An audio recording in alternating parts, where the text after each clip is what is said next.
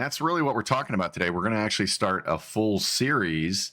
I know we talked about it, Wendy. I'm a little excited about this. This is going to be awesome. We're actually going to do a through the month of May, kind of different topics around getting healthier, getting wealthier, and that biblical wisdom that kind of ties it all together for you, the listener, the viewer, right? So what are your thoughts, Wendy?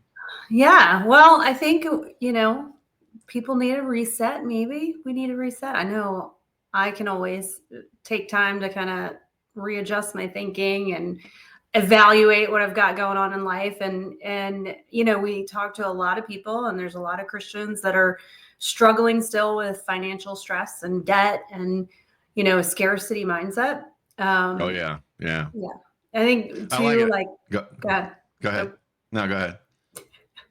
That scarcity mindset, just really thinking that I'm just here for one purpose and not believing bigger or believing that wealth is for other people.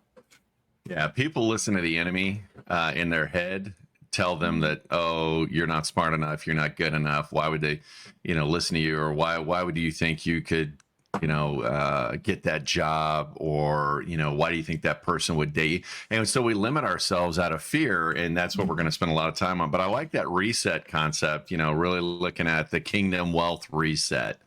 And wealth doesn't deal just with money. It's with your entire life. I mean, you've got greatness inside of you, whether you believe it or not, whether you know it or not. And I don't care where you're sitting at listening to this podcast today. It may have been just stolen from you through, negative words or negative, lifestyle, whatever the case may be, right? But know that you can always hit that reset button and start everything new right now.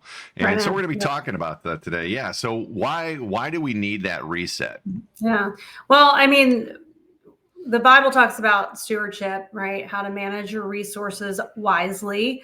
I love the parable of the talents. For those that want to look that up, it's really good. One of my story. favorites. One of my favorites. Matthew 25. And I think if I can just interject on that one, that parable of the talents too. It speaks to, I run into a lot of Christians that really focus on that, the meek shall inherit the earth, and we're supposed to give everything away. Yeah. And that is not the case at all. You're taking biblical scripture out of context.